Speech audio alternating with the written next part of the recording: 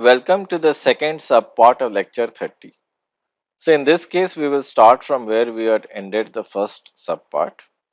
So it was this slide where we had discussed the different components of a real-time internet scale system, which would have routing, it would have channel establishment, admission control, service discipline, and QoS renegotiation. So in this subpart, we will discuss the service discipline aspect and the QoS renegotiation aspect and different aspects of real-time communication in general. So the service discipline is where every switch router can be modeled as a queue. So what will happen is that packets from different flows, from different source destination flows, will compete for being forwarded on the outgoing link. So we need to create a scheduler the same way we created a CPU scheduler to select packets that will be transmitted based on some scheduling policy which is compliant with a real time scheduling policy. So, the service discipline would refer to the mechanism that is used to schedule the incoming packets for transmission. And also, we would have or we would like to have rate based service disciplines that will prevent these bursts or they will prevent these fluctuations because of network load. So, as we have argued in the previous subpart, shaping the traffic, avoiding bursts is a very important part of this overall area. The service discipline, there are multiple sources of problems. So, we could have an ill behaving source which is just not abiding with whatever was decided earlier, right? It could just be sending it at a higher rate.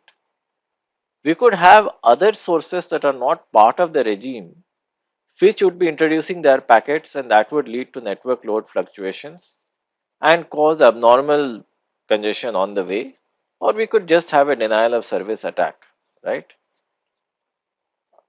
So basically the other thing is maybe the source as such is well behaved, but its traffic on the way is kind of getting messed up because of other conflicting traffic at the routers. So as traffic passes from one switch to the other, it may become more and more bursty. So what a service discipline will do, it will help isolate the ill-behaved sources, tackle this issue of network load fluctuation. So traffic distortion and its control, so traffic can get distorted even if the source is well behaved. Along the way, traffic can definitely get distorted. So there is a need to modify the input traffic at various places in the network by kind of reconstructing its original characteristics. In the sense its original characteristics were like its instantaneous bandwidth being constant, but let's say at the middle it kind of becomes like this. We would again try to convert this to that. So the main aim is to derive the traffic characteristics, to monitor the traffic characteristics, and to reconstruct the traffic in such a way that its original characteristics are restored at every switch or router along the way. So let us look at traffic distortion in some detail. So let us assume that a traffic is characterized or parameterized by the sigma rho model. So the worst case traffic before the ith switch would become, assuming it has become more bursty, right? Because rho will still remain the same because rho is like the long term saturated rate, right? So that is determined by the sender, but the sigma parameter determines the burstiness as we have seen. So this will increase to sigma plus delta sigma, and delta sigma will be nothing but the additional push that we have gotten because of the different switches on the way. So it's summation of rho j into dj max. Let's see what these are. So dj max is a local delay bound for the nth switch, and rho j is basically it's the additional rate that creates the burstiness for that given switch. So basically, what can happen is that switches can sort of introduce a degree of burstiness into the traffic, basically by delaying packets, okay, and then that will disrupt the natural flow. Instead of being like this, you kind of delay all of these packets, and then you kind of transmit them like that. Okay, so that's the basic idea. So the moment you are delaying them and transmitting them like that, so this will essentially add, if this was the sigma, this will pretty much add to the delta sigma over here, which is nothing but, whatever is the result of the actions that were done at this period by this switch and all the switches before them, which is nothing but, a period multiplied with the rate, right? So this is exactly what you are seeing. So this effect is exactly what you are seeing, primarily because different switches along the way can change the nature of the traffic. That is why there is a need for a rate controller to control the distortion and a scheduler. Its job is to again look at the different queues. So each queue holds a given flow and basically schedule between them, either this one or the next one. Choose the packets that go along the outgoing or the egress links. So this ensures that there is a delay bound per connection, and also the sigma row is not getting distorted very badly. That's also important. There are two main kinds of service disciplines that we will discuss: a work conserving discipline and a non work conserving discipline. So, a work conserving discipline, a server is never kept idle if there is a packet to be sent. So we have seen that earlier also. So we have seen that also in CPU protocols, protocols like HLP and so on. They never keep the CPU idle. Whereas, the PCP, the fundamental idea is even if there is a high priority packet, it is still kept in abeyance, not transmitted. And this is a work conserving discipline. So if the outgoing link is busy, then the packet is queued, right? But in this case, there is no traffic shaping achieved. Okay. But the idea here is that it is a greedy mechanism. So the advantage of such greedy methods is, of course, you do maximize throughput, but you don't achieve traffic shaping, which might hurt you in the long run, in the sense affect real-time guarantees. May sound anomalous, but actually it's not that anomalous, and that's exactly the reason why traffic shaping is a better idea.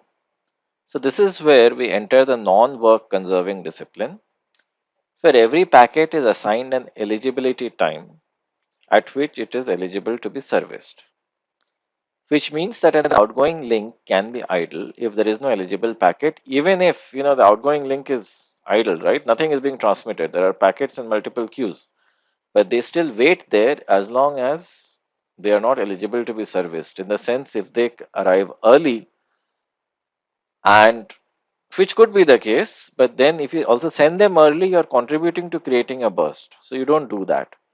So as a result, this is a non-work conserving discipline, which has been found to be more efficient in a real-time sense in a large number of cases. So comparison of the service disciplines. So basically everything starting from buffer requirements to delay to everything is affected by the choice of work conserving discipline WCD versus NWCD. Needless to say, WCD will need less buffer space and cause shorter delays, right? So needless to say, that will be the case, right? Where your buffer space will be lower, delays will be less. WCD cannot provide a good bound on the jitter, while NWCD can. So let us now look at other methods of queuing and scheduling among queues, right? Let us just not constrain our discussion to WCD and non-WCD. So let us come to first come, first serve, which is used to implement static priority schedulers as we have seen. So each level of the queue corresponds to a different priority level, right? So you basically have multiple queues, you don't have a single queue. So let's say you have a high priority queue, you have a medium priority queue, you have a low priority queue. So you always try to drain the high priority queue if it is non-empty, then the medium priority, and then the low priority queue. So each connection, needless to say, is assigned a priority, and packets from that connection are inserted first into the corresponding FCFS queue. And needless to say, multiple connections and flows can be assigned the same priority. How do we switch between them? Well, in this case, it is first come, first serve, but it very well could be a multi level round robin queue as well. So that could also be done. But essentially, the idea is that similar to the Linux scheduler, which uses a variant of this for real time, you first look at the high priority queue, then the queues that have a lower priority than that. So packets can be scheduled in that order in the sense that choose the highest priority non-empty queue for transmission and keep going down. So with this, you can provide different degrees of delay bounds to different connections. So of course, higher priority connections will have better delay bounds, tighter delay bounds as opposed to lower priority connections. So this is something that is inherent to the nature of the scheme. Then we'll have weighted fair queuing, which has essentially come up from the overall idea of fluid fair queuing. So for each connection sharing a link, we have a separate FIFO queue. So we basically have a FIFO queue not by priority but by the connections. What we do now is that in any time interval where there are exactly n non-empty queues, we could have a fair scheme where we divide the time, one unit or whatever 100 units into 100 by n, um, n slots where the length of each slot is 100 by n time units. So the server will serve the n packets at the heads of the queues at the rate of 1 by nth link speed, which basically means choose one, choose this, choose this. So this is more like round robin. What you could further do is that instead of giving them the same priority, if let's say C1 has a higher priority, maybe take out two packets here and take out one each from this. So this is also doable. So FFQ will allow different connections to have different service shares, which is similar to the way that we actually do scheduling in Linux, for example, right? Where we consider a large time interval and we apportion that time interval between different tasks subject to their priority and other constraints. So here, if we were to derive the math, we can have n positive real numbers, phi 1 to phi n. Let b pi be the set of non-empty queues and c the link speed, right? So this is the set of all the non-empty queues. So the service rate for a non-empty queue I is basically, you take a look at this number 5, which in a sense is correlated with its priority, divide it by the priorities of all the non-empty queues. So that will give you the relative phi, right? And then you multiply this with the link speed. So this is pretty much, let's say, the link speed or link bandwidth. So C is basically something which is representative of the resource. So in a sense, it should be link bandwidth actually. And that is how you apportion. So if you go back to the previous subpart where we had discussed the TTRT, so if you would see, we had this formula, right? TTRT minus theta, right, by Ci by Ti, which was basically the bandwidth, and divided by this, which was essentially the relative bandwidth. So this was the relative bandwidth. And then basically the fraction of time it was getting was hi, and hi was being set to this value. So this formula and this formula are quite similar, where the idea is very where the idea is almost the same, right? That in this case, previously the weight was the bandwidth. In this case, the weight is something which is a proxy for a priority. So then FFQ of course serves packets in the non-empty queue, so that much is obvious. And it makes two assumptions. So the first assumption is that it can serve all the connections with the non-empty queues simultaneously. Well, simultaneously means in the in the kind of time shared order that we saw, or so of course in networks you have two options. So one is that either we divide the time, or in this case you divide the bandwidth. So what happens? So this is actually the one that we saw in the previous example is dividing the bandwidth. So let us say this is 10 megabytes per second. So what you actually do is that, let's say if there are two tasks with the same priority, then you can simultaneously serve them and provide each 5 megabytes per second. So in this case, you're not time sharing, but you're actually bandwidth sharing. So this is not something that was actually there in a CPU. So in a CPU, you could either run one task or another. But of course, something like this was possible in a multi-core setting or in a multi-core setup. But the key point is that in this case, you can of course time share. You can divide. You can say that, look, for some time we do this flow, and for some other time we transmit some other flow. Or you can transmit everything simultaneously, and then you can say that, look, you divide them half half. Here, of course, you are assuming that given that phi I and all the phi's are real numbers, the traffic is infinitely divisible. In practice, that will not happen. So you need to do a little bit of floor and ceiling and take it to the nearest, feasible multiple. But again, I would not regard this as a major problem. But of course, this it could be a problem. We would need more efficient router hardware.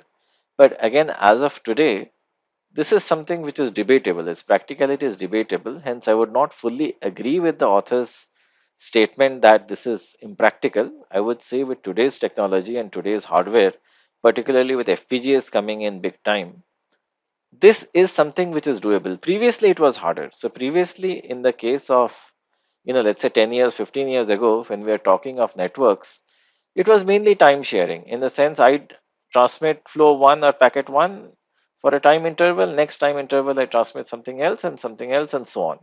But in this case, you're talking of simultaneous transmission where the bandwidth is being split. This is doable with modern technology, right? So, in fact, if you look at mobile phone data transmission, right, 4G, 5G, etc., they do something very similar. So now let's look at a few other heuristics like jitter-earliest due date. So when a packet is served, in its header, we add a little bit of extra information, which is the difference in the time between, its deadline and its finishing time. So that will give you an idea of the slack. At the next switch, a regulator will basically hold it for the slack period, again, as we have seen, to avoid burstiness. So this would be a non-work conserving service discipline, which basically means that if something arrives early, you just hold it there. That's the key idea. So that will provide you better bounce in the sense that if it is before the deadline, so what you do is at the next switch you hold it. As you can see that you could have started your processing over here, but don't do that. You hold it for some time, and then you do the processing. Another approach is stop and go, which is based on a multi-level framing strategy. So what is one level framing? What you do is you divide the time axis into size slots, or call each a frame. So we have seen such slotted protocols earlier also, and each connection is allocated a bandwidth, which is a fraction of the overall frame time. So again, this is a time shared system. Here we are not dividing the bandwidth, but what we are doing is we are dividing the frame time. So what we do is at each switch, any arriving frame is mapped to a departing frame, right? So anytime you have an arriving frame, you also map it to a departing frame, and you will basically measure the delay. Okay. So basically, what you do is that whenever it arrives during a certain frame, you always transmit in the next frame. So this basically ensures that even if you arrive early or even slightly late, it doesn't matter given the fact that time has been discretized, right? So so basically, what will happen is that, let's say even if you arrive early, you don't transmit it right here. You introduce a delay theta, and then you transmit it over here at the beginning of the next frame. So what this does is that even if there is some burstiness, this idea of only transmitting at fixed points in time is something that smooths the traffic significantly, right? So its role in traffic smoothing is quite significant because you are discretizing the packet sending times. So what is the price that you are paying? Well, the price that you are paying is the additional overhead in terms of buffering, right? The price that you are paying is that you are increasing the latency of transmission. It's not that really matters, but nonetheless, that is the price that you are paying. So in stop and go, this framing strategy will ensure that, if let's say you are very unlucky, so you come at the beginning of a frame, right? And then you will get transmitted at the next frame. So basically, we are looking at two frame times. The To reduce the delay, what you can do is that you would try to reduce the frame size. And also, if you do a little bit of math and the packet size is p and you are sending only one packet in each frame, so we are not splitting the bandwidth. The minimum granularity of bandwidth that is being allocated in this case is p by t, right? Where again, the idea is that we are discretizing the time and we are only sending at fixed instance of time to reduce or limit the burstiness of the network. If you want more flexibility in allocating the bandwidth, well, then a larger T is preferred, right? And so what would that do? Well, what that would do is that would create a larger frame size, and so then what you can do is that, you can make more decisions of you can take more time in deciding and then decide to send this packet here and that packet there. So the idea of having a low delay bound and making a good decision of bandwidth allocation both cannot be achieved simultaneously. Now coming to multi-level framing, what you do is instead of a single level frame, right, everything broken into sizes of t, you have an n level framing. So the frame sizes would be, let's say, t1 to tn, where tm plus 1 is an integral multiple of tm and tm is an integral multiple of tm minus 1 and so on. So packets at a level p connection will use frame size tp. So level p packets are the one that arrived at an output link during a tp frame and will not become eligible for transmission for in the next tp frame. All right, so what you do is that you have basically different slottings, right? So in the sense, what you do is that you divide time differently. You have T1, T1, T1, T1, T1 is broken into T2, T2, T2. T2 is broken into multiple T3s and so on. So then what all that you need to do is for a given flow, you need to map it to one period over here. So let's say it's a level P connection that the frame size that P will use is TP. So this basically means that you can have different connections, different types of connections at different levels, and they will be end up using different frame sizes. And given the fact that they are all harmonically related to each other, go back to the lecture on RMS, right? Which basically means that Tm plus 1 is an integral multiple of Tm for all m. We can very nicely and very easily do this. So this would be a two-level framing. So let us now look at some instances of rate controlled static priority. So see, up till now, the entire discussion has kind of centered around having different priorities for different flows, for different connections, having multi-level queuing. This is hard, it is difficult, or have different framing strategies such that you can provide a different amount of response time to different flows, right? Limit the delay for different flows, yet also try to even out bursts. The advantage with these non-work conserving disciplines, right, is that they increase the overall delay, they increase the buffer space requirement, right? And also in some cases, they assume that it is very easily possible to either finely partition time or bandwidth, which may not be the case.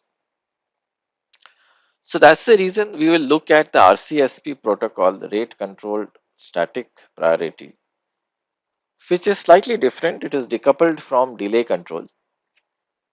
So an RCSP server in principle has two components. One is a rate controller, a controller that controls the rate, and a static priority scheduler. So the rate controller consists of a set of regulators for each connection. So each connection over here has a dedicated regulator.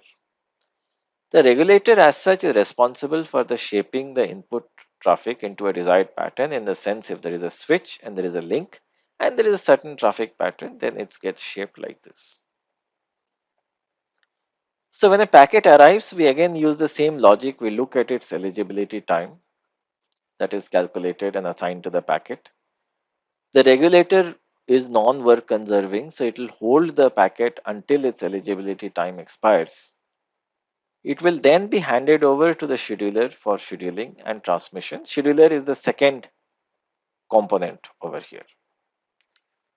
So what happens is that the static priority is assigned like this, that different flows will come with their priority, and we'll have a multi-level FCFS queue.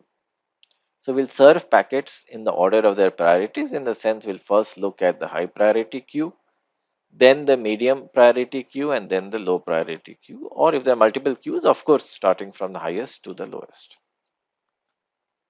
The regulators per se can be of two types. One is a rate jitter, other is a delay jitter. The rate jitter will partially reconstruct the traffic, and the delay jitter will fully reconstruct the traffic. So that's the main difference: partial reconstruction versus full reconstruction. So rate controlled static priority goes like this, that you have the input, they go into a bunch of regulators, where we have said that we have one regulator per connection. Then the regulated traffic. So we are assuming that the regulation is happening first at the ingress, right? Input is known as the ingress. Then what we are assuming is that we have queues with different priority levels, and the traffic shaped traffic is entering these queues, and again then based on the priority they are going into the output.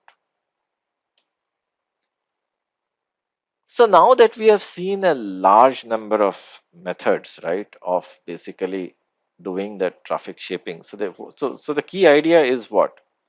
So the key idea in service discipline is that don't follow a work conserving method. It's not a good idea. Follow a non-work conserving method where you deliberately delay traffic, right? And let me just take you back one slide, where you deliberately delay traffic, and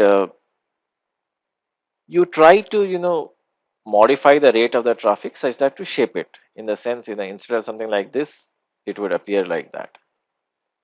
So the moment you can control bursts, you can control congestion. And the reason you control congestion is that it reduces the number of packet drops, because what is actually the most uh, the variable that the real-time communication is the most sensitive to is a packet dropping. But a packet dropping is a big thing. The TCP protocol takes a packet drop, very badly, in the sense it will drastically reduce its bandwidth and so on. So we should avoid packet drops, and packet drops can only be avoided if we can ensure a certain distribution of the traffic and provision resources accordingly.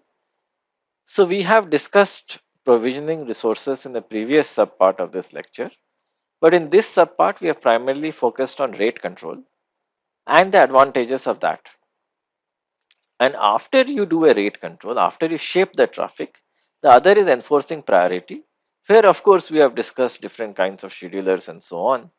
So this is, so RCSP has a static priority scheduler, where of course you take a look at the priorities, and the standard approach is to use a multi-level FCFS queue, right? So the idea is like this: we first regulate and then we have an FCFS queue. So this is fine at the level of networks and so on, but it's not fine at the level of the internet, where we need another level of abstraction to guarantee the QoS assurances of applications. So the overall umbrella body of the internet, IETF, has proposed several models, where three major QoS models have been proposed. So we will discuss the first two, not the third one. So we'll discuss IntServ and DiffServ.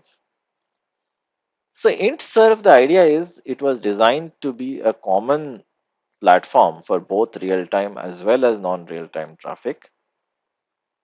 It was meant to extend common protocols such as the layer 3 internet protocol IP. It is of course per flow, it has to be per flow as we have been arguing. So instead of statically reserving resources as many of our protocols have done, what you do is that we use RSVP. So we have seen RSVP before. So whenever we are trying to create a multicast traffic, we dynamically reserve resources. And so with that, before a flow starts, at least the resources are reserved. So it does include two types of services which are guaranteed and predictive. So guaranteed basically means that an upper bound will be provided on the end-to-end queuing delay. So this comes with absolute guarantee is written on stone that end-to-end of the network, this is the queuing delay. So we can support hard real-time requirements. What would they be? Something like remote surgery, right? So we never want something as critical as a remote surgery where a doctor is moving a robot, somewhere 2,000 kilometers away, and then the robot is actually doing the surgery. We don't want any jitter in the network. So the idea here is to provide an upper bound, and the guaranteed mode of IntServ will do that, where you reserve enough resources a priori, do all your, you know, priorities and traffic shaping, etc., where you are guaranteed a certain delay bound. The other is predictive, where you don't provide a real guarantee but a probabilistic or a statistical guarantee, which for most applications such as video conferencing and so on is good enough. What are the limitations? So one is that with more are the number of flows, more is the state information. So we did discuss two kinds of state information, path based and reservation state based. So more are the flows, more is that. Routers have to become very intelligent, right? So basically also routers are designed and installed and deployed by different vendors. All of them have to cooperate, and they need to do a lot of processing of these flows to reserve resources. They need to implement RSVP. They need to implement admission control, packet classification based on the priority, etc. Ubiquitous deployment of IntServ is needed for guaranteed service, right? And incremental deployment is difficult in the sense you can't put it in a small network, because the point is that all your routers on the way have to support all of these things, right? Without them supporting, you can't create a network, and that's the reason there is a need to do it network wide. So of course, if it's a large corporate network where everything is under our control, it's a separate issue. But doing it over the internet with many private ISPs is much harder. Now let's come to DiffServ. DiffServ is like the better version of IntServ, which is considered the state of the art today. It is simpler and much more scalable. So what it does is that in the header of the IP version 4 or version 6 protocol class, it adds the type of service field, right? TOS field, type of service.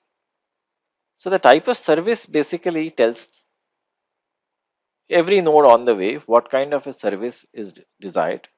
So it's a differentiated service field. So the first 6 bits, uh, basically specify that exactly what kind of service you require, what kind of real-time guarantees you require, etc. So you can think of this more as kind of a real-time priority kind of thing. Furthermore, the packet contains information on its scheduling, which again is determined by its priority, and buffer management in routers. You don't as such need any special signaling protocols as we have seen in the case of IntServ.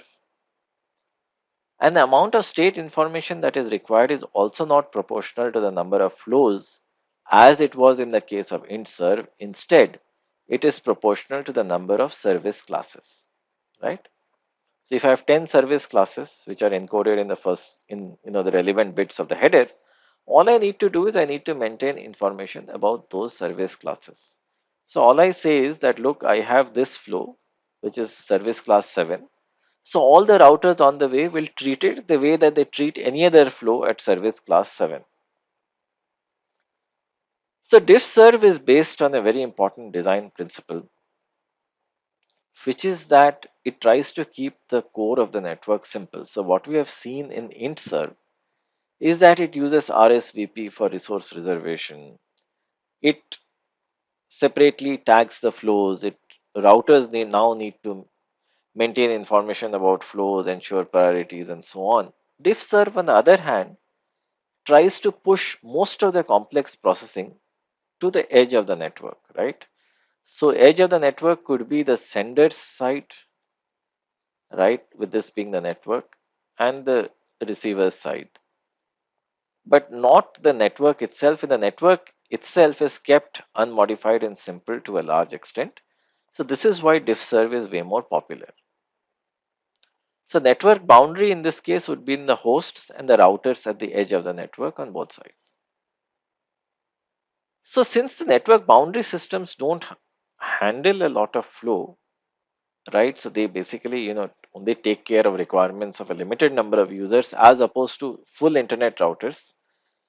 They are the ones that perform the complex tasks, which are given a set of packets, classify them into packets. In many cases, if you will have, many of these flows generated by machines in an organization, what the edge router would basically do is take a look at these packets and then stamp them appropriately with their priorities based on rules that are coded, classify the packets, condition the traffic. So it will also do the role of traffic conditioning, something that you don't want to give to core routers because core routers are quite busy anyway, right? So they will condition the traffic and then send it via the core network. So again, most of this is done at the sender's side. Very little is done at the receiver's side, but again, sender's side at the edge. So DiffServ as such provides two service models: premium service and assured service. So this is quite similar to guaranteed and predictive in the case of IntServ. So the premium service is that at a certain peak rate, we can provide certain guarantees. What are the guarantees? As long as the traffic pattern is regular, in the sense that, so basically the sender also has to keep his part of the deal. So his part of the deal is that whatever traffic pattern was agreed to, that needs to be maintained either by the sender or by the edge routers, which will shape the traffic accordingly. There will be almost no queuing delays, and an end-to-end bound can be guaranteed. So something like a virtual lease line, which is essentially an internet service that is provided to connect a sender and receiver even though they are spaced geographically wide apart. That uses the premium service of DiffServ, where you can use it for telemedicine, robotic surgery, and so on. We again have the assured service, which is something that you would require, let's say, for doing a radio broadcast, or sorry, a video broadcast, right, over the web. So that provides statistical guarantees, which in many of these cases, like video conferencing and so on, is not a bad idea. So this ends our lecture on real-time network communication. So now the last lecture in this course will be on real-time databases.